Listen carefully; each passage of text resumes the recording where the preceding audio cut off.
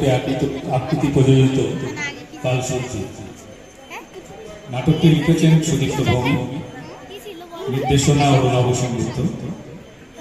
মঞ্চে রয়েছেন পলাশ দাস, অত্রি মল্লিক, কৌশিকী দেব এবং অরুণাভ সেনগুপ্ত। ব্যাকগ্রাউন্ড স্কোর জন রয়। আলো প্রক্ষেপণ সুষমা আইচ। আবহ প্রক্ষেপণ অভিরঞ্জন মুখার্জি বিশ্বাস।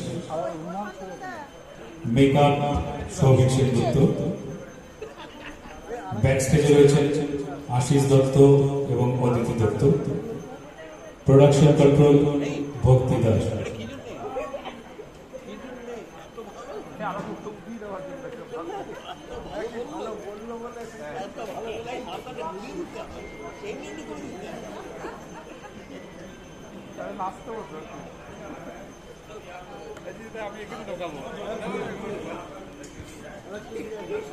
বেয়ানেটে হোক যত ভালো, কষ্টেটা ধার দিও বন্ধু, সেনার বোম হোক খাড়ালো, কষ্টেটা শান দিও বন্ধু।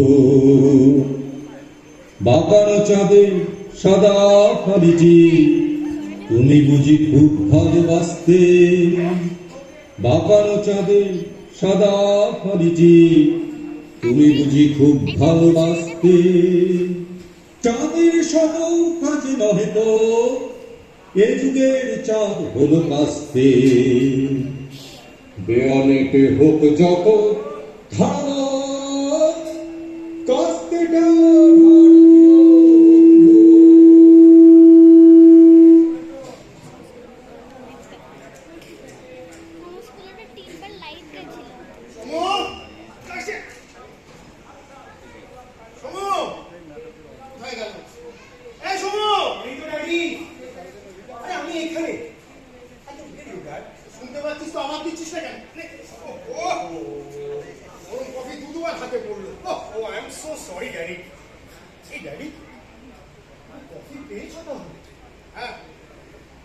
একটা প্যাকেটের মধ্যে ছিল ইনস্ট্যান্ট কফি, একটা শিশি আর এই মাছগুলো তোর মা যত্ন করে গুছিয়ে রেখে গেছিল। How thoughtful of her. কি হলো? এটা কি বানিয়েছো ড্যাডি? কি হলো ড্যাডি? এই বলেছিস পুরনো হয়ে গেছে মনে হচ্ছে। ইনস্ট্যান্ট কফি বেশি দিন থাকলে স্মেল হয়ে যায়। কোনো ব্যাপার না ড্যাডি, এটা দিয়ে আমি চালিয়ে নেব। এই ড্যাডি, এই ল্যাপটপে বইটা পেলাম। পড়েছিস বইটা? না, বাট বেশ ভালো লেখা মনে হচ্ছে। ভারতবর্ষের স্বাধীনতা সংগ্রাম, গান্ধীজির রোল। বইটা ভালো করে পড়, তবে যা লেখা আছে সেটা অ্যাকসেপ্ট করে নিস না। It's just perspective.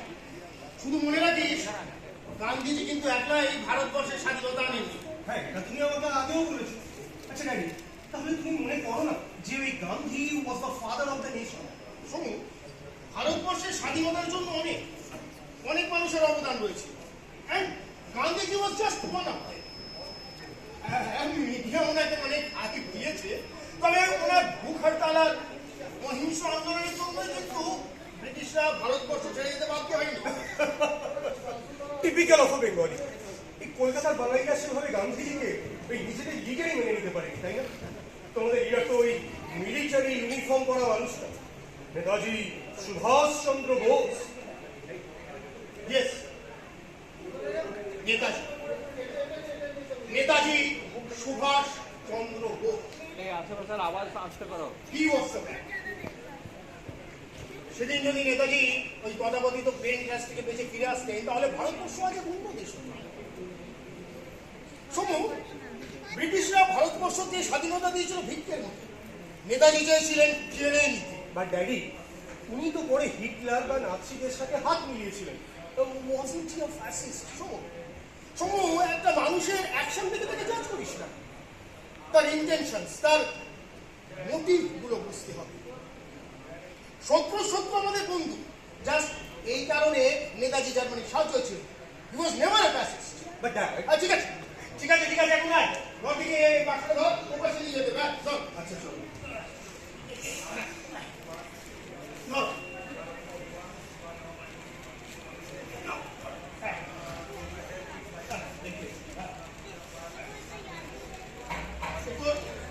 ক্লাস কবে থেকে শুরু হচ্ছে Wednesday থেকে then next week test ouch কি হলো লাগলো নাকি no I'm fine daddy আচ্ছা daddy আমরা নিজেরাই সব কেন করছি কয়েকটা লেবার হায়ার করলেই তো হয় আসো এই সব বইগুলো আমি নিজে হাতে গুছাতে চাই আচ্ছা ওরা কি বুঝবে একটা ডিকশনারি আর নভেলের মধ্যে পার্থক্য God you really love books don't you এই দিয়ে একটা ছোটখাটো লাইব্রেরি হয়েছে মা কি আর এমনি এমনি কমপ্লেন করতো তোর মা বলতো এই সব বইগুলো হলো ওর সতী সতী মানে সত্যি শুনিনি তো এই ওয়ার্ডটা কাঁদে কখনো আমার হাসলি যে বড় সতী মানে এত জেনে কাজ থাক বাট ড্যাডি মাকে একা কলকাতায় ফেলে রাখাটা বোধহয় ঠিক হবে না শোনো তুই তো জানিস তোর মা কত অসুস্থ বাবা দাদু কত অসুস্থ এই সময় তোর মা সেখানে থাকা দরকার আমাদের এই শিল্পী থেকে দাদু is more important isn't it দাদু তো এখন অনেকটা ভালো আছে হয়তো তোর মা ওখানে আছে বলেই দাদু সুস্থ করছে শোনো দাদু ইজ 85 না তারপর সিগারেট পালমোনারি ডিসঅর্ডার এই অবস্থায় স্বাভাবিক থাকা কি জানো তোর মাকে তোর বাবার কাছে রাখতে দিই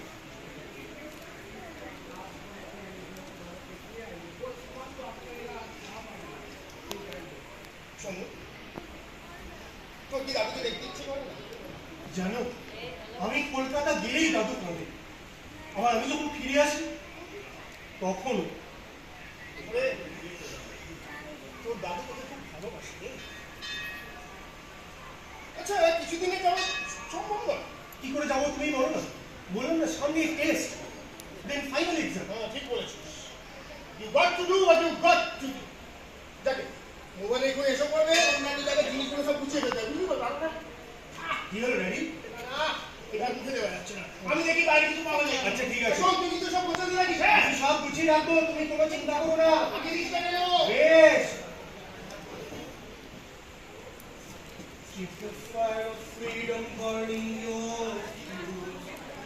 Keep the fire of freedom burning your truth. Keep the fire of freedom burning, oh, truth.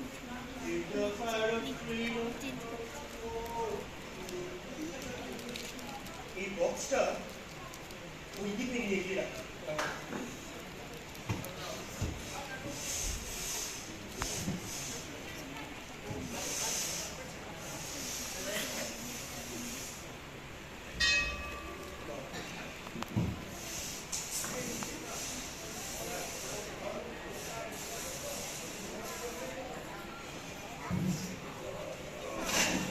O dam এই বইগুলো এখন আবার গোছাতে হবে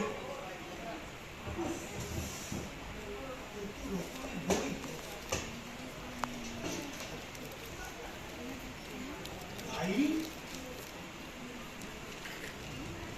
This looks interesting.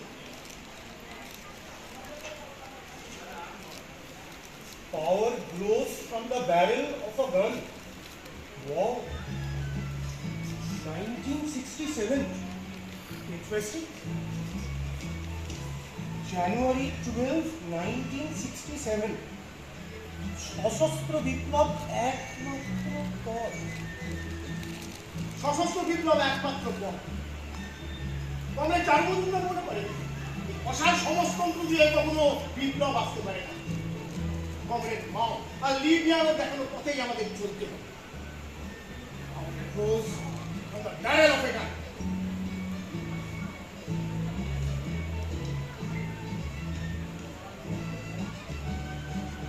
February 2, 1967. Congress Majumdar একটি শব্দ আমরা চলি এবং বৌদিরা বিপ্লব ছিল আমি আগে কখনো দেখি এ ভাবতে পারিস অমন শীর্ণতায় মানুষ এত ক্ষমতার অধিকারী হতে পারে আমার জীবনের আজ এক থ্যাংক ইউ কি ওনার সাথে পরিচয় করিয়ে দেওয়ার জন্য। B who is B? Comrade মজুমদারের চিন্তা ভাবনা কি স্বচ্ছ, অদ্ভুত নয় দূরদর্শিতা। গ্রাসরুট লেভেল থেকে কাজ শুরু করতে হবে, একটা একটা করে ধাপ পেরোতে হবে। যা অস্ত্র পাওয়া যাবে তাই দিয়ে এই লড়াই শুরু করতে হবে। মার্চ 3, 1967। আজ এক ঐতিহাসিক দিন। নকশালবাড়ি জিন্দাবাদ। এই প্রথম নকশালবাড়ির কিছু নিপীড়িত কৃষক জোরদারের কাছ থেকে নিজেদের জমি ছিনিয়ে নিতে পেরেছে। কোনো বন্দুক ছাড়াই, কেবল বীর জমিদার হাত সম্বল করে। কমরেড মজুমদার জিন্দাবাদ। দীর্ঘজীবী হন comrade Majumdar. March 13, 1969. Annihilation of the class enemy is a must. সেই শত্রুদের বিনাশ আমাদের একমাত্র কর্তব্য। কি মনে করে কমরেড বাউলের দৃষ্টিভঙ্গি চায়নায় সফল হলেও ভারতবর্ষে হয়তো তা কার্যকরী নয়। কিছু গরিব মানুষ অথবা কিছু শিল্প অথবা কলেজ প্রফেসরদের মিলে আমরা কি কিছু কাজ করছি? এর সঙ্গে এর কথা বলতে হবে। May 10, 1969. এই প্রথম আমাকে অ্যাকশনে নেওয়ার সুযোগ পেয়েছি, যদিও খুব সফল হয়েছে বলা যায় না। পুলিশ অনেক দেওয়ালে বোমা খুব একটা করতে পারি। আমি খুব নার্ভাস ছিলাম। কমরেড পিআরএমও আমার সাথে ছিল। ধীরে ধীরে বোমা তৈরিতে আমি নিপুণতা লাভ করছি।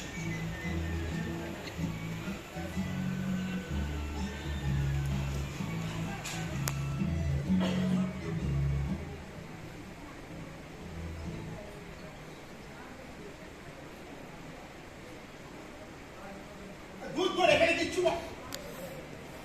কিরে এই আবার পড়তে বসে গেছিস? হ্যাঁ, এখনো আবার এখানে কে ছড়ালো? এখনই কুম্বারা তো এসে পড়বে। সমু সমু কি পড়ছিস কি এত মন্দির? ওই দেখি দেখি এটা তুই কোথায় পেলি? Give it to me. Daddy, এইটা তোমার ডায়েরি? মানে এটা তোমার লেখা? সমু ডায়েরিটা আমাকে ফেরত দে। আরে দিয়ে দেবো রে বাবা, শেষ তো করতে দাও আগে। Samu I said give me the damn diary now. এত চিৎকার করবার কি হলো? এই নাও তোমার। আর ওর পার্সোনাল ডায়েরি তার পারমিশন ছাড়া পড়া উচিত নয়। এই বোধ বুদ্ধিটুকু তোর আছে বলে আমি আশা করছি। I am so sorry daddy, আমি প্রথমে বুঝতেই পারিনি এটা একটা ডায়েরি। এই ফার্স্ট সেন্টেন্সটা আমাকে চমকে দিয়েছিল। ওটা line, power glows from the barrel of a গান। ওয়াও, এটা কার কোড ড্যাডি? মাও সে তো মাও সেতুং, মানে ওই চায়নাস মোস্ট ফেমাস ফিগার। চায়নার কমিউনিস্ট পার্টির চেয়ারম্যান ছিলেন। তাহলে ড্যাডি এটা তোমার ডায়েরি, রাইট? আমি জানতাম। ও ইটস সো কুল। তুমি একসময় কমিউনিস্ট ছিলে, আমি ভাবতেই পারছি না, তাও আবার এক্সট্রিমিস্ট। আচ্ছা ড্যাডি, তুমি এখনো ওদের সাপোর্ট করো? না, আমি কমিউনিস্ট ছিলাম না, আমি নই। এসব ওই অল্প বয়সের পাগলাম। Come on daddy, come on. কেন লুকোচ্ছ? তোমার লেখাগুলো কি ভীষণ এক্সক্লুসিভ। দেখি তুমি রিয়েল অ্যাকশনও করেছো। আচ্ছা কি তুমি বম বাড়াতে? কাম অন ড্যাডি, চুপ করে দেখো না, আমার সব জানতে ইচ্ছে করছে। বললাম তো এগুলো পাগলামো ছাড়া কিছুই নয়। কিছু বন্ধু বান্ধবদের পাল্লায় পড়ে কয়েকদিন পলিটিক্যাল ফ্যান্টাসি ল্যান্ডে ঘুরে এসেছিলাম। বলতে পারি সেটা এক ধরনের রোমান্টিসিজম, নাথিং মোর। ড্যাডি, তোমাকে একটা রিকোয়েস্ট করবো? না বলতে পারবো না কিন্তু। কি? এই ডায়েরিটা আমাকে দেবে? পড়া শেষ হলেই আমি তোমাকে ফেরত দেবো। I promise, please daddy, please. ঠিক আছে, কিন্তু প্রমিস কর এই ডায়েরিটার কথা কাউকে বলবি না, তোর মাকেও না। গড প্রমিস, আর কেউ জানতে পারবে না। Thank you so much Teddy. আরে জলদি কোথায় এগুলো কিছু তো হয় না। আরে এটা তো আমি শেষ করি, ততক্ষণ তুমি চালিয়ে যাও। আরে শোন আরে একটা এগুলোকে আরে ধুর একটা কাজ যদি এদের দ্বারা হয় ডায়েরি বেরোগুলো অন্য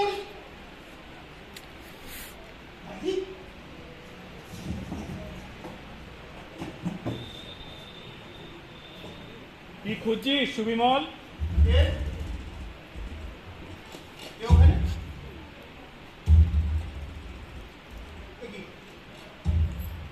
আসলাম তুই তুই এখানে হ্যাঁ আমি। না মানে তুই তো নেই, তুই তো মৃত, তোর কোনো অস্তিত্ব নেই। সত্যি বলছিস যে আমার কোনো অস্তিত্ব নেই তোর জীবনে? মানে থাকতে পারে না। কিন্তু তোর ছেলে সমু এসে যদি প্রশ্নটা করে কি উত্তর দিবি তাকে? সমুখে জিজ্ঞেস করি, ও কিছু জানে না। হ্যাঁ জানে না, কিন্তু একটু বাড়ি তো জানতে পারবে। তুই তো গাড়িটা দিয়ে দিবি ওকে পড়তে। ও ডায়েরিতে কিছু নেই। সত্যি? বললাম তো কিছু নেই ওই ডায়েরিতে। আচ্ছা সুবিমল, তুই কি সত্যিই চেয়েছিস তোর অতীতকে ভুলে যেতে, মুছে ফেলতে? হ্যাঁ চেয়েছি, অবশ্যই চেয়েছি। কে চায় ওসব বিভীষিকাময় দিনগুলো মনে রাখতে? তাহলে এই ডায়েরিগুলো কেন রেখে দিয়েছিস? কেন পুড়িয়ে ফেলে দিস? বিশ্বাস কর, চেয়েছিলাম সবকিছু জ্বালিয়ে পুড়িয়ে শেষ করে দিতে চেয়েছিলাম। অনেক কিছু দিয়েওছি, কিন্তু কিন্তু কি ডায়েরিটা যে কিভাবে সার্ভাইভ করে গেল জানি না। ডায়েরিটা না ডায়েরিগুলো? ডায়েরিগুলো না, ডায়েরিগুলো না, ডায়েরিগুলো না, ডায়েরিটা ডায়েরিটা এত উত্তেজিত কেন হচ্ছিস? হ্যাঁ, তুই দেখছিস এই আগের মতোই আছিস।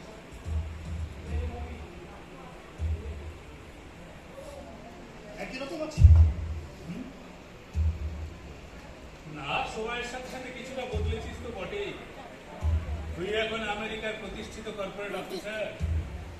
আজকের এই সুবিমল আর 60-এর দশকের শেষের দিকে সেই ছেঁড়া চপ্পল আর কাঁধে ঝোলা ব্যাগধারী সুবিমল কি করে এক হবে বল? ভাস্কর কিছু নেই। হ্যাঁ করে চলেছি। দেখ আমি তোর কাছে জোর হাত করছি, তোর কাছে ক্ষমা চাচ্ছি। যা হয়েছে সব ভুলে যা, যা করেছি সব ভুল করেছি, তুই আমায় রেহাই দে, প্লিজ। আমি তোকে রেহাই দেবো? তুই তো জানিস আমি তোকে ক্ষমা করবার কেউ নই। আচ্ছা মনে আছে সালটা বোধ হয় 1969, তাই না? আমরা মেদিনীপুরের ডেবরাতে ছিলাম। সেপ্টেম্বর মাস ছিল, তাই না? তুইও তো ছিলিস সেই অ্যাকশনে। ডেবরার জোরদার খতম হলো সেই অ্যাকশনে, মনে আছে? মারা যাওয়ার আগের লোকটা হাত জোর করে বলেছিল ক্ষমা করো, রেহাই দাও। আর সে রাতে তুই কি বলেছিলি মনে পড়ছে সুবিমল? তুই বলেছিলি we are not the ones to pardon him, he has to pardon himself first. না, আমি ওই অ্যাকশনে ছিলাম না, আমি কাউকে খুন করিনি, সব মিথ্যে কথা। আমি কি বলেছি নাকি তুই কাউকে খুন করেছিস? আমরা জানতাম তোর দ্বারা বড় জোর কতগুলো বোমা মারানো হবে, তার বেশি কিছু না। তবে হ্যাঁ, একটা ব্যাপারে তোর বেশ ভালো দখল ছিল। কি? থিওরিটিক্যাল ব্যাপারটা তুই তো বেশ ভালো বুঝতিস, বোঝাতেও পারতি।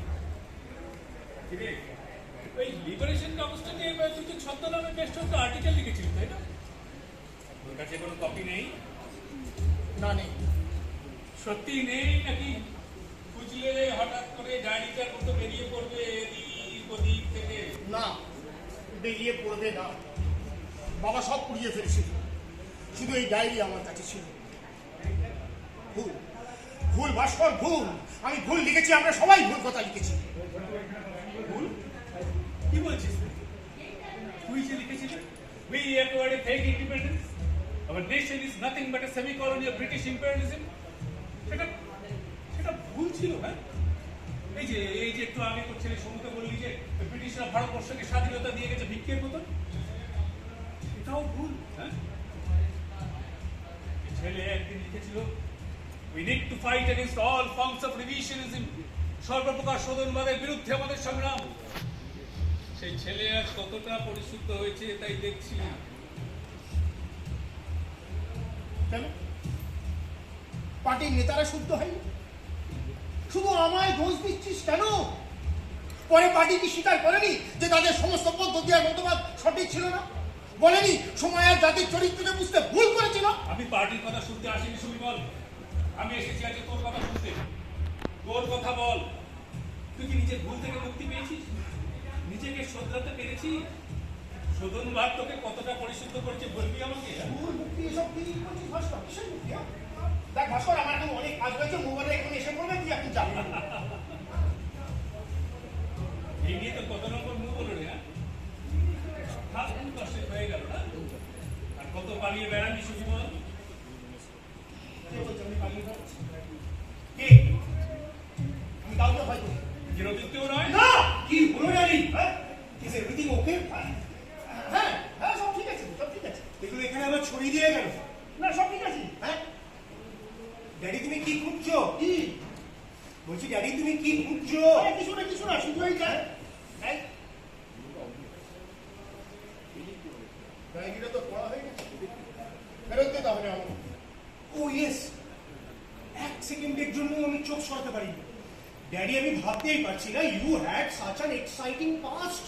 And quite a bloody past too. Bloody past. Yes, a big bloody. Daddy তুমি খুলে হয়তো সবকিছু লেখনি, কিন্তু এই ডায়েরিটা পড়ে পরিষ্কার বোঝা যাচ্ছে যে তোমাদের এই সশস্ত্র বিপ্লব কোনো অংশেই কম ছিল না। আচ্ছা ড্যাডি, তুমি কি কাউকে মেরেছো? No! Never! I never kill anyone! এবারে তো বোমাটা নিশানা মিস না করলে আজ এই কথাটা বলতে পারতিস না। ওয়েল, তুমি নিজে হাতে হয়তো কাউকে মারোনি, আর তোমাদের ওই সশস্ত্র অপারেশনগুলোর পিছনে তোমার হাত তো ছিল নিশ্চয়ই। চুপ করে আছো কেন সুবিমল? বলো, তুমি কি কোনো মৃত্যুর জন্যই দায়ী নও? আমি কেন দায়ী? পার্টি দায়ী, পার্টির নেতারা দায়ী। আমরা তো তাদের অনুসরণ করেছি মাত্র। আচ্ছা, তোমরা কি সত্যিই মনে করতে যে ওই আর্মড রিভলিউশনের পথ ধরেই সোশ্যালিজম আসবে? ওই যে লিখেছিল annihilation of the class enemy. এছাড়া কি সামাজিক ভারসাম্য আনা যায় না ড্যাডি? ওই যে ফের বিষয়, ছেলেকে উত্তর দাও। তোমার সেই গরম গরম লেখা থেকে পড়ে শোনাও। ভুল, ভুল, ভুল, ভুল, সব ভুল ছিল, ভুল। ভুল আর সেটা মনে হচ্ছে তোমার? না, আমি অনেকদিন আগে বুঝতে পেরেছিলাম একটা মস্ত বড় ভুল আমরা করে বসেছি। কবে সুবিমল, কবে বুঝলি রে কথাটা? কিন্তু কিন্তু তোমার এই ডায়েরিটা তো সেই কথা বলছে না ড্যাডি। আচ্ছা, আর কি কোনো ডায়েরি আছে?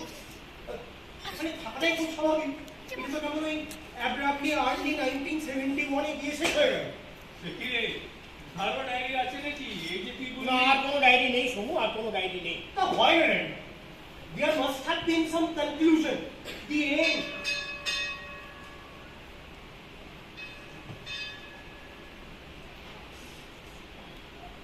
July 28, 1972 সব শেষ হয়ে গেল। কি হয়েছিল সেদিন? আমাদের চালু মজুমদার চলে গেল। পুলিশ তাকে টর্চার করে মেরে ফেলেছিল, জেলের ভেতর হত্যা করা হয়েছিল, এমনকি তার সব দেহটা পর্যন্ত তার পরিবারের হাতে তুলে দেওয়া হয়নি। মানে তোমার ডায়েরিতে ওরা অনেক রেফারেন্স পেয়েছিল। আচ্ছা ড্যাডি, তাহলে he was the leader of the entire movement, right? তুই কেন এসব কথা জানতে চাইছিস? কেন? কি হবে এসব কথা জেনে? কি বলছো তুমি daddy? This is our history. আমার সব জানা উচিত। সত্যি বলছি ড্যাডি, এই আজকালকার বাঙালিদের দেখলে না মনেই হয় না যে তারা আবার এরকম একটা বিপ্লব আনতে পারে, আবার সশস্ত্র বিপ্লব। ড্যাডি, তোমার এই ডায়েরি আমার পুরো পার্সপেক্টিভ বদলে দিয়েছে। আমি আরো শুনতে চাই, আমি আরো জানতে চাই। চুপ করে থাকিস না সুবিমল। তুই জানতে চাইছি, ওকে বল। তোর মুক্তির জন্য ওকে বল। আমি কিছু বলতে পারবো না। বিশেষ আমি কোনো মুক্তি চাই না, আমি কিছু বলবো না। Please tell me daddy, please. এই সম্বন্ধে অনেক বইপত্র রয়েছে, জোগাড় করে পড়ে নিস। আমি কিছু জানি না। আমি কিছু জানি না বললেই হলো। তোমার এই দেখো, এসব তো তোমার জীবনের ডায়েরি। ড্যাডি, এই ডায়েরিটা পড়ে পরিষ্কার বোঝা যাচ্ছে তোমার প্রতিটা মুহূর্ত, তোমার প্রতিটা নিঃশ্বাস এই আন্দোলনটাকে ঘিরেছে। এই যে এখানে তুমি কাশীপুর বরানগর হত্যাকাণ্ডের কথা লিখেছো, আর এই যে এনকাউন্টার কিলিংগুলো। এখনো চুপ করে থাকবি সুবিমল? হ্যাঁ, বল। তুই তোর ছেলে, তোর উত্তরাধিকারী, তোর পরবর্তী প্রজন্ম তোকে প্রশ্ন করছে, আর তুই চুপ করে থাকবি? বরানগর কাশীপুরে সেদিন হত্যা লীলা চলেছিল। কিশোর যুবক যাকে সামনে পেয়েছিল নির্বিচারে হত্যা করেছিল। বয়স্কদের গায়ে কেরোসিন তেল ঢেলে গায়ে আগুন লাগিয়ে দিয়েছে। তারপর মেগেলি কেন বল। কমরেড করুণা সরকার আর কমরেড পাঁচু গোপালদের কথা বল। কমরেড পাঁচু গোপাল বেল হাত পা কেটে টুকরো টুকরো করে তাকে হত্যা করা হয়েছিল। কমরেড করুণা সরকারের আমি আর বলতে পারবো না। তোকে বলতেই হবে সুবিমল, বল। কমরেড করুণা সরকারের বুকে কমরেড করুণা সরকারের বুকে তলোয়ার দিয়ে কেটে তলোয়ার দিয়ে কেটে লিখে দিয়েছিল দিয়েছিল CPIML CPIML।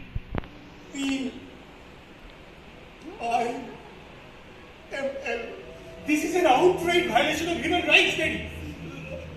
আর এই যে এনকাউন্টার কি এগুলো পুলিশ যে কোনো মানুষ কিশোর বা যুবকদের নকশাল করে সন্দেহ করলে তাকে বাড়ি থেকে তুলে নিয়ে যেত, তারপর দূরে কোনো একটা ফাঁকা জায়গায় ছেড়ে দিয়ে বলতো পালাও, তারপর পেছন থেকে গুলি করে মারত। খবরে কাগজে বেরোতো পুলিশ এনকাউন্টারে মারা গেছে কিছু সমাজ বিরোধী। এ তো অমানসিক, ব্রুটাল। এরপরেও তুমি বলবে যে সব কিছু ভুল ছিল, সব কিছু অর্থহীন। আচ্ছা ড্যাডি, একটা কথা মনে পড়লো।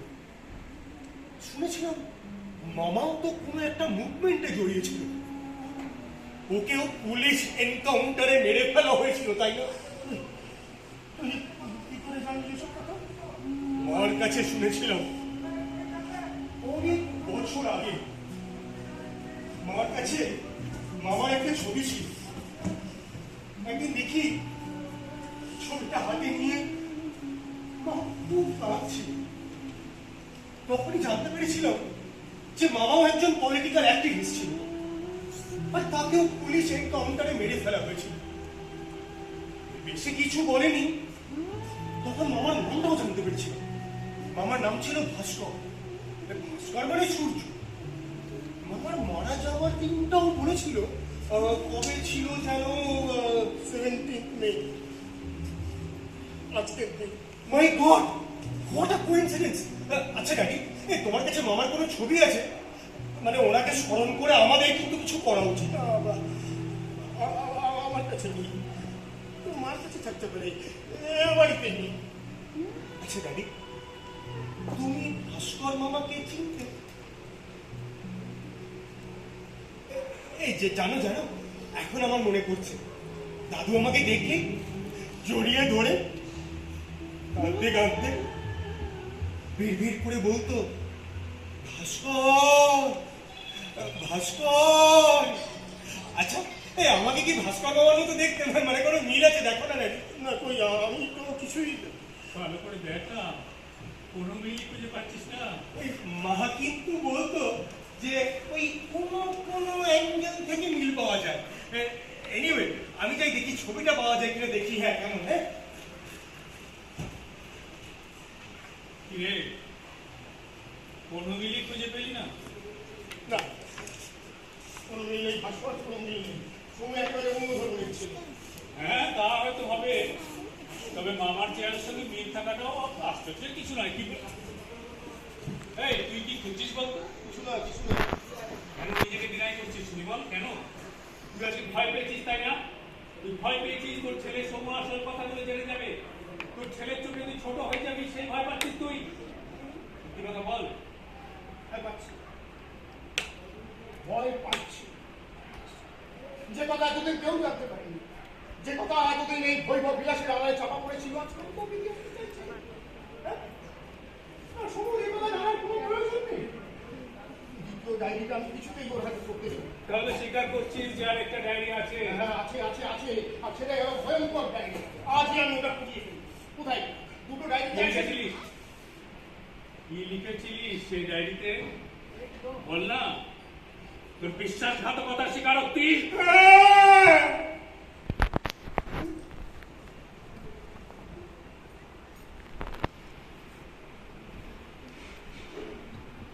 পুলিশ লকআপে তোকে খুব অত্যাচার করেছিল না রে? খুব কষ্ট, খুব যন্ত্রণা পেয়েছিলি। তখন সারাটি দিন একটা একটা করে মুখ বেরিয়েছিল। তখন আর পারিনি, আর সহ্য করতে পারিনি, আমি সব বলে দিয়েছিলাম। না, আমরা ঠিক এই সন্দেহে করেছিলাম তুই টর্চার সহ্য করতে পারবি না, তুই সব বলে দিবি। কিন্তু আমি পুলিশকে বলেছিলাম তোরা মৌরি গ্রামে সমীরের মাসির বাড়ি টাকা দিয়েছিস। তোদের তো কথা ছিল হাবড়ায় গিয়ে সেন্টার নেওয়ার। হ্যাঁ হ্যাঁ, সেই রকমই কথা ছিল, কিন্তু তোর কথা ভেবেই আমরা মৌরিগ্রামে চলে এসেছি। আমরা জানতাম তুই বেশিক্ষণ কথা চেপে রাখতে পারবি না, কিন্তু এটা খেয়াল ছিল না যে তুই মৌরিগ্রামের টেরাটার কথাও জানতিস। কিন্তু বিশ্বাস কর মাস্টার, আমি পুলিশকে মিসগাইড করার জন্য এই মৌরি গ্রামের কথা বলেছিলাম। আমি পুরো জঙ্গল করে সুবিমল তুই মৌরিগ্রামে বললি না হাবড়ায় বললি না, কিচ্ছু আসে যায় না রে। আমাদের মৌরিগ্রামে না পেলে পুলিশ তোর উপর আবার টর্চার করতো, তখন তুই হাবড়ার কথা বলে দিতি। আসল কথা হলো বিশ্বাসঘাতকতা, বেইমানি। বন্ধুদের সাথে একসাথে হাত মিলিয়ে যে বিপ্লবের শপথটি করেছিলি, পণ করেছিলি চরম অত্যাচারের মুখেও দলের সব রকম গোপনীয়তা বজায় রাখবি, কোনো পরিস্থিতিতে এই কমরেডদের সুরক্ষা কম্প্রোমাইজ করবি না, এই শপথ তুই ভেঙেছিস। You betrayed us. Sorry master, sorry, তুমি মাফ করে দিন। এটা জীবন ভোর আমি পাপের বোঝায় বই নিয়ে বেড়াচ্ছি। আমাকে মুক্তি দে মাস্টার, আমাকে মুক্তি দে। আমি তোকে মুক্তি দেব, তা হয়তো দিতে পারি, কিন্তু শ্রমিক, বিজন, ভানু, এরা তোকে ক্ষমা করবে যে? আমার আগে তোদের তিনজনকেই পড়ে যেতে দেখেছিলাম। ভীষণ হ্যাঁ, সেদিন ভোট হওয়ার আগে এই সমীরের মাসির বাড়ি ঘিরে ফেলে পুলিশ। আমরা সারেন্ডার করেছিলাম, আমাদের হাতে হাত করা পরিয়ে একটা পুলিশ ভ্যানে তুলে নেওয়া হলো। 8 ঘন্টা পর ভ্যানটা থামিয়ে নামতে বললো আমাদের, কিছু দূর হাঁটিয়ে নিয়ে গেল একটা রেল লাইনের উপর দিয়ে। তারপর তারপর 4 জনের হাত করা খুলে দিয়ে বললো, পালাও।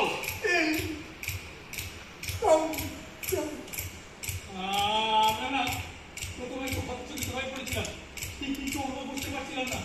দেখলাম পুলিশ অফিসারটা রিভলভারটা উঠিয়ে বললো, পালাও, দৌড়ো, আমি শুট ইউ। আমরা ছুটতে শুরু করেছিলাম। মনে আছে আমরা পূর্ব দিকে দৌড়চ্ছিলাম, কারণ তখন সামনে আকাশ লাল হয়ে আসছিল সূর্যোদয়ের সময়। হঠাৎ হঠাৎ দেখলাম ডান দিকে ভানু কুমড়ি খেয়ে পড়ে গেল। কোনো শব্দ তখন কানে আসেনি। আচ্ছা, যেটাই দেখি পিঠের দিয়ে রক্ত, একেবারে মোক্ষম জায়গায় লেগেছে গুলিটা। পেছন ফিরে দেখি পুলিশ অফিসারটা সমীরের দিকে তাক করে দুটো গুলি চললো। প্রথমটা নিশানা মিস করলো, দ্বিতীয়টা পারেনি। আমি আবার ছুটতে শুরু করলাম, দেখলাম দুজনে পড়ে আছে মাটিতে। আমি ভাবলাম রেল লাইন ছেড়ে মাটিতে দেহে পড়ি, তাহলে হয়তো সহজে নিশানা করতে পারবে না। আর ঠিক সেই সময় কে যেন প্রচন্ড ধাক্কা দিয়ে মাটিতে ফেলে দিল।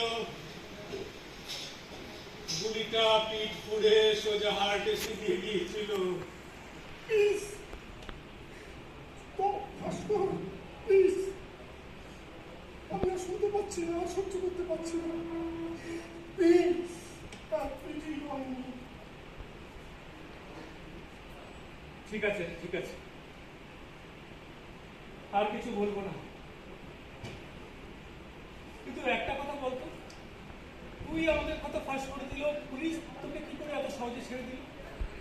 তোর নামে যথেষ্ট অভিযোগ তো ছিল, কোনো জেলটা নয়, কোনো সাজা নয়, একেবারে বেকসুর খালাস। হে, আমাদের জীবনে তো মূল্যবান ছিল বলে তো জানতাম না।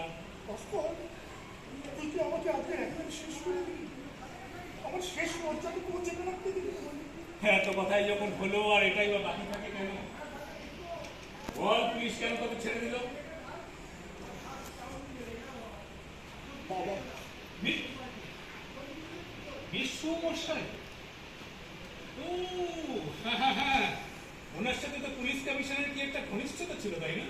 বাবা স্কুলের সহপাঠী ছিল। বাবাকে বলেছিল আমি যদি তোদের সব কথা বলে দিই তাহলে আমাকে ছেড়ে দেবার ব্যবস্থা করবে।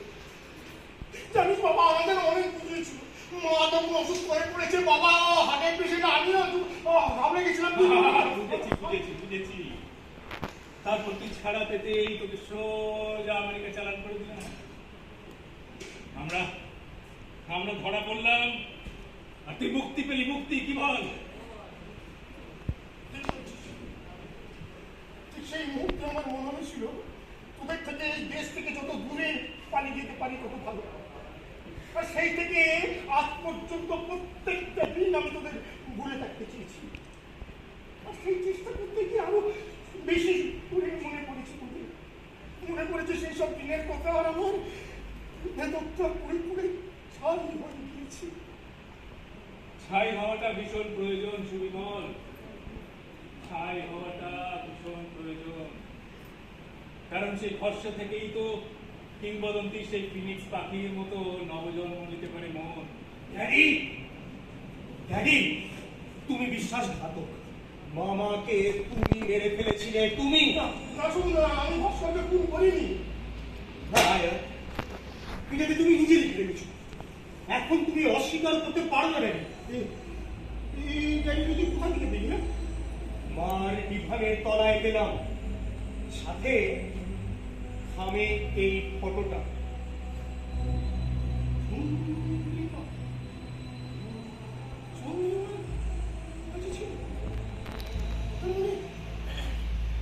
চন্দ্রিমা সব জানি। কি হবে ভাস্কর? চন্দ্রিমা সব জানি। অফকোর্স মা সব জানি। তো ভাবতেই পারছি নিজের ভাইয়ের খুনির সাথে না এতগুলো বছর কি করে কাটানো। না শুনুন না, ভাস্করকে আমি খুন করিনি। পুলিশ মেরেছে ফলস এনকাউন্টারে। এটা আমি খাই দিচ্ছি। করো ড্যাডি, চুপ করো। বিহালঘাটটা কে চালিয়েছিল সেটা বড় কথা না। তুমি যদি সেদিন পুলিশকে সবকিছু বলে না দিতে, তাহলে মামা আজ বেঁচে থাকতো। মামা এবং মামার সাথীরা, or should I say your comrades? আমি চেষ্টা করেছিলাম। আপ্রাণ চেষ্টা করেছিলাম। ওরা আমার পাথরের হাড় ভেঙে দিয়েছিল, ঘাড়ে জ্বলন্ত সিগারেট ধরেছিল, তাও কিছু বলিনি। কিন্তু যখন সরাসরি একটা একটা করে উঠে নিচ্ছিল, তখন আর সহ্য করতে না পেরে আমি সব বলে দিয়েছিলাম যে সব। That cannot be an excuse, Daddy. আসল কথা হলো, ওই তোমার বাবার সাথে পুলিশের যে ডিলটা হয়েছিল, সেটা তোমার কাছে খুব লোভনীয় ছিল। তাই তুমি সুযোগ পেয়ে আমেরিকা পালিয়ে গেলে। I just can't believe this. আমি সব মেনে নিচ্ছি। আমি আমার সব অপরাধ স্বীকার করছি। সারা জীবন ধরে চেষ্টা করে গেছি এই অপরাধ বোধ থেকে মুক্তি পাওয়ার। তুমি কি ভেবেছিলে মাকে বিয়ে করে তুমি সব অপরাধ বোধ থেকে মুক্তি পেয়ে যাবে? Kind of redemption. ভেবেছিলে ওই দাদুর মুখের উপর কিছু ডলার ছুঁড়ে দিলে তার ক্ষতিপূরণ হয়েছে? না না না না, শোনো, আমি জানি আমার পাপের কোনো খবর নেই। তুই না আমায় ঘৃণা করিস না। Don't hate me. Please don't touch me, Harry. নিজের প্রতি ঘৃণা হচ্ছে আমার। আমি একজন ভীরু বিশ্বাসঘাতকের সন্তান। ভাবতেই আমার লজ্জা করছে। কি করে দাদুর সামনে গিয়ে আমি দাঁড়াবো বলো তো? দাদুকে গিয়ে বলবো, দাদু এই দেখো তোমার সন্তানের খুনির ছেলে দাঁড়িয়ে আছে, come on give me a hug. Don't say that. দাদু কিছু জানি না, কেউ জানে না। একমাত্র বাবা জানতে না, তিনি মাঝে দুনিয়া পেলি। কিন্তু এখন তো আমি চাই, মা চাই। এই বুঝা নিয়ে আমি কি করে বাঁচবো বলো তো? I wish I had never opened that time. আমি তোকে বারণ করেছিলাম, শুনুন, আমি তোকে বারণ করেছিলাম। আমার এত বছরের আতঙ্ক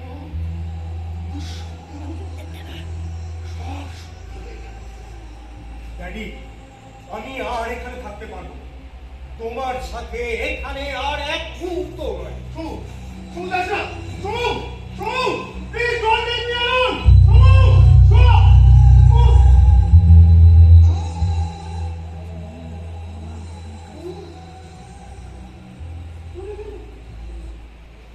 ভাষা ভাষা চলে গেল। তাই তো দেখলাম রে। তবে তবে ও চলে যাওয়াই ভালো। ওর মনের মধ্যে তো অনেক প্রশ্নের ঝড় বইছে। সে প্রশ্নের উত্তর তোকে নিজেকেই খুঁজতে হবে। আমি ছোট হয়ে গেছি, সমুর চোখে বড্ড ছোট হয়ে গেছি। চন্দ্রিমা চন্দ্রিমা তো সব জানে, তাও ও কখনো আমায় জানতে চাইনি, কখনো বুঝতে চাইনি। চন্দ্রিমা নিশ্চয়ই আমার ঘৃণা করে, ভীষণ ঘৃণা করে। চিঠি চিঠি ভাবতে আমি কি করলাম, কেন আমি দায়িত্ব আমার কাছে রাখলাম, কেন আমি দায়িত্বগুলো পড়িয়ে ফেললাম। কারণ এই ডায়েরি তোর মুক্তির কারণ হবে বলে, ছাই থেকে ফিনিক্সের মতো তোর নবজাগরণ হবে বলে। করে দেখ চন্দ্রিমা কি লিখেছে একবার পর। চন্দ্রিমা জানো সুবিমল, যখন তোমার এই ডায়েরিটা আমার হাতে এলো তখন তুমি জার্মানিতে ছিলে বিজনেস ট্রিপে। এই বেসমেন্টটা পৌঁছাতে গিয়ে হঠাৎই হাতে চলে এলো ডায়েরিটা, আর খুলতেই চোখে পড়েছিল দাদার নাম। তাই পরবার মুখটা সামলাতে পারিনি, কিন্তু না পড়লেই বোধহয় ভালো হতো। পরপর 3টে রাত আমি ঘুমোতে পারিনি। দাদার ছবিটা হাতে ধরে অবিরল কেবল কেঁদে গিয়েছি।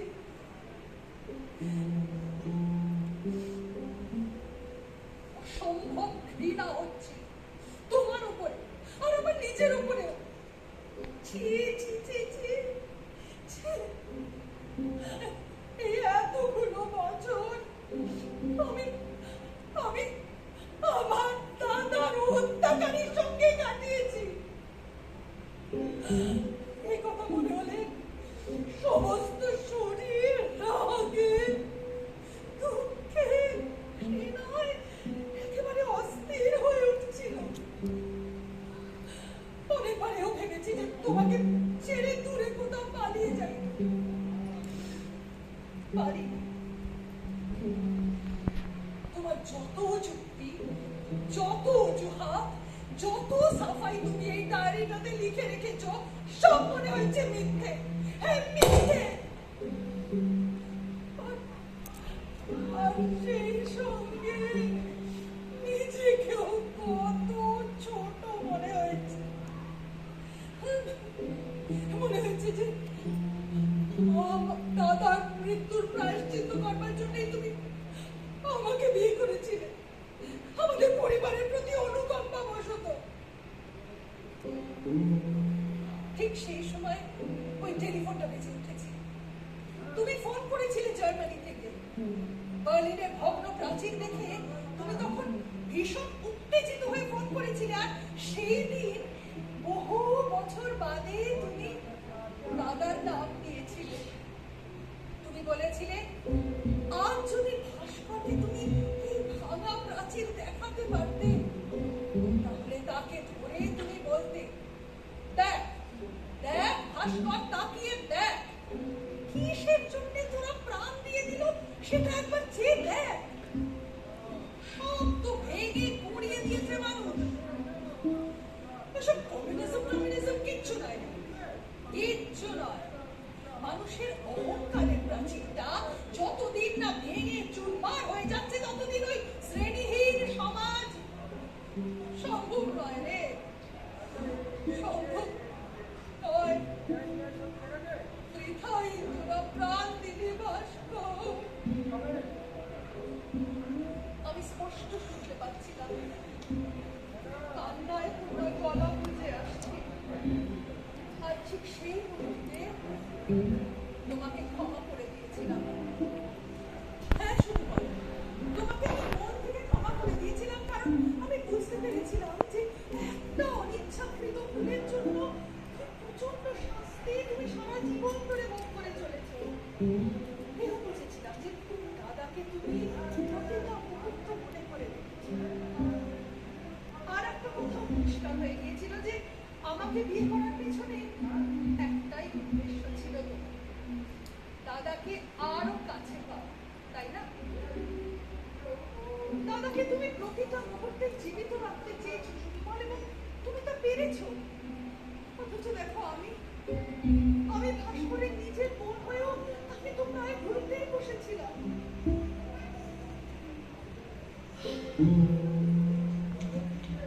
আজ আর তোমার প্রতি আমার কোনো অভিযোগ নেই সুকুমার। যে অন্যায় তুমি করেছিলে তার শাস্তিও তুমি নিজেই নিজেকে দিয়ে চলেছো। আমার আর নতুন করে কোনো শাস্তি দেবার অধিকারও নেই, ইচ্ছেও নেই। শুধু ভাবি যে যদি তুমি আমাকে এই সব কথা আগেই জানাতে, জানিয়ে আমাকে বোঝাতে, তাহলে তো তুমি তোমার পাপ বোধ থেকে অনেক আগেই মুক্তি পেয়ে যেতে। কিংবা হয়তো মুক্তি তুমি চাও না। তাই আমিও আর তোমাকে কিচ্ছু বলবো না। শুধু এই ডায়েরিটাতে আমি লিখে রেখে গেলাম আমার জবানবন্দি। যদি কোনোদিন তোমার হাতে পড়ে এই ডায়েরি, সেদিন যদি আমি কাছে নাও থাকি, তবু তুমি তোমার মনকে একটু সান্ত্বনা দিতে তো পারবে, কেমন?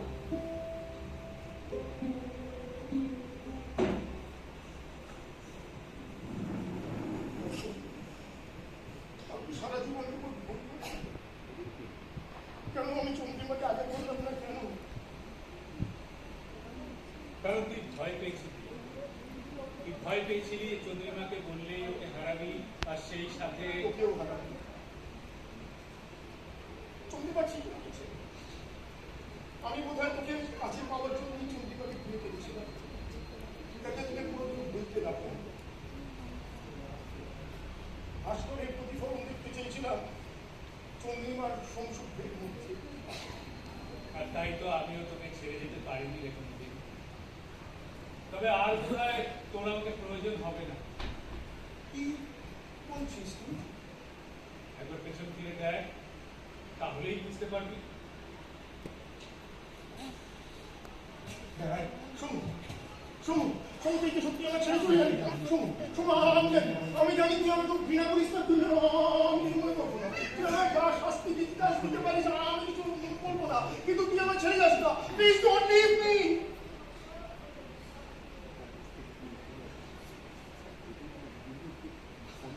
আচ্ছা ড্যাডি, ওরা যখন তোমাকে টর্চার করেছিল তোমার খুব লেগেছিল না? তুমি খুব কষ্ট পেয়েছিলে বলো?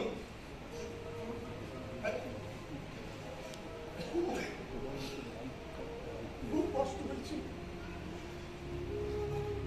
আমি আমার মাথা ঠিক রাখতে পারিনি। ভীষণ ভুল করেছিলে। না ড্যাডি, তুমি প্লিজ এরকম করে বলো না। আমারই ভুল। ওই রকম পাশবিক অত্যাচারের সামনে কে বা নিজের মাথা ঠিক রাখতে পারে বলো? তোমার কোনো দোষ ছিল না ড্যাডি।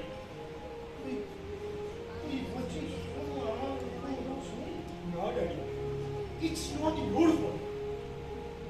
জন্তুগুলো জোর করে তোমাকে দিয়ে বলিয়ে দিয়েছে। Even the toughest of man ওই অত্যাচারের সামনে ভেঙে পড়তো। আমি শিওর ভাস্কর মামা ওই জায়গায় থাকলে ওই একই কাজ করতো। তোমার কোনো দোষ ছিল না ড্যাডি। I am sorry. তুই কি করে বলছিস সে কথা? ভাস্কর, এগুলো আমার কথা নয়। মাকে আমি এখনই ফোন করেছিলাম, কিন্তু মার কথা। She said the same thing. I am sorry daddy, I am sorry. Bhaskar Samudra বলে তাকে সত্যি তুই ওকে ভেঙে পড়তি সত্যি অত্যাচারে? হয়তো করতাম। সবারই তো সহ্যের সীমা থাকে, আমারও ছিল। ড্যাডি, আজ আমাকে একটা প্রমিস করবে? বল, তুই যা বলবি আমি তাই শুনছি। বল, তোমাকে এই সব কিছু নিয়ে লিখতে হবে। তোমার কথা, ভাস্কর তোমার কথা, বাংলার সেই টালমাটাল দিনগুলোর কথা, যেসব যুবক যুবতী তাদের আইডিওলজির সাথে নিজেদের লাইফকে স্যাক্রিফাইস করেছে, তাদের কথা তোমাকে পুরো ওয়ার্ল্ডকে জানাতে হবে। Let the whole world be the judge. তাদের ডিসাইড করতে দাও যে কে ঠিক ছিল আর কে ভুল।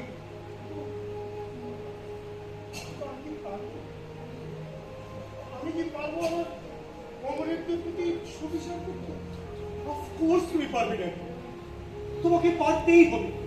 সারা জীবন ধরে এই যন্ত্রণা, এই কষ্ট তুমি বুকে নিয়ে বেরিয়েছ, তোমাকে পারতেই হবে তোমার নিজের জন্য, ভাস্কর মামার জন্য, কমরেডদের জন্য। এটাই তোমার মুক্তির একমাত্র পথ ড্যাডি। ভাস্কর, আমি আমার মুক্তির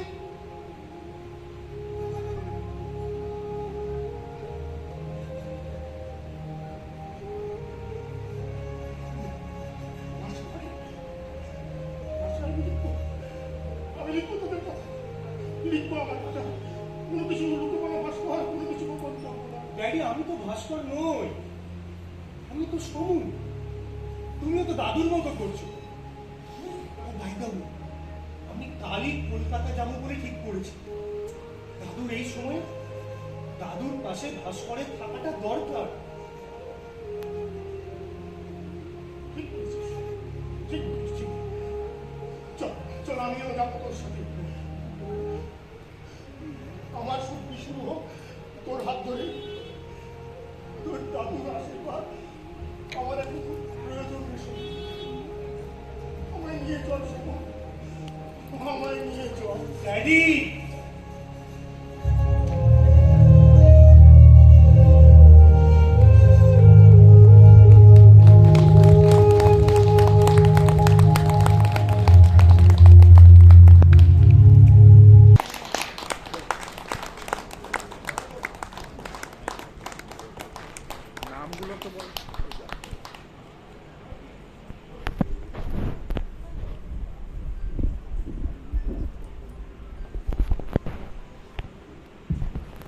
আপনাদের সবাইকে ধন্যবাদ নাটকটি শেষ অবধি দেখার জন্য।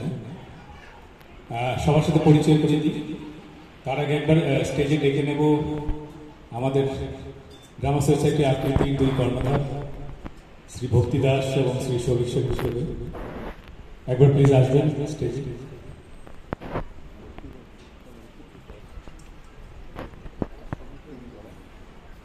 সবার সাথে একবার পরিচয় করিয়ে দিই। আবহ প্রক্ষেপণে ছিলেন অভিরঞ্জন মুখার্জি বিশ্বাস, আলোতে ছিলেন সুষমা আইচ। আজকে একটি বিশেষ ভূমিকা ছিলেন সবিকদা, আজকে মেকআপ করেছেন উনি আমাদের, আমরা ধন্য। ব্যাকস্টেজে ছিলেন আশিস দত্ত এবং অদিতি বৌদি, ওখানে বসে আছেন। পাত্রপাত্রীদের সাথে পরিচয় করে দিই। অত্রি মল্লিক, কৌশিকী দেব, পলাশ দাস এবং আমি অরুণাভ সেন। আমাদের সেক্রেটারি ভক্তিদা রয়েছেন, ওনার হাতে মাইকটা তুলে দিচ্ছি। যে নাটকটা আপনারা এখন দেখলেন, সেই নাটকটার পরিচালক অরুণাভ সেন বসু, ওর জন্য তো হাতটা পেয়ে গেল। আমরা যদিও সিআর পার্কে থাকি দিল্লিতে, কিন্তু গত 7-8 বছর ধরে আমরা ফরিদাবাদের কালীবাড়িতে আমরা নিয়মিত নিমন্ত্রণও পাচ্ছি। এবং তার মেন জিনিস হলো, যার জন্য পেয়েছি, সেটা হচ্ছে অভিজিৎ গাঙ্গুলি। আমার না অভিজিৎ তার জন্য একটা হাততালি হওয়া উচিত। আসুন আসুন, না না আপনি আসুন, আসুন। আপনাকে যারা আমার খুব কমপ্লিটলি হবে। আসুন আসুন তো আছি। না না, আপনি তো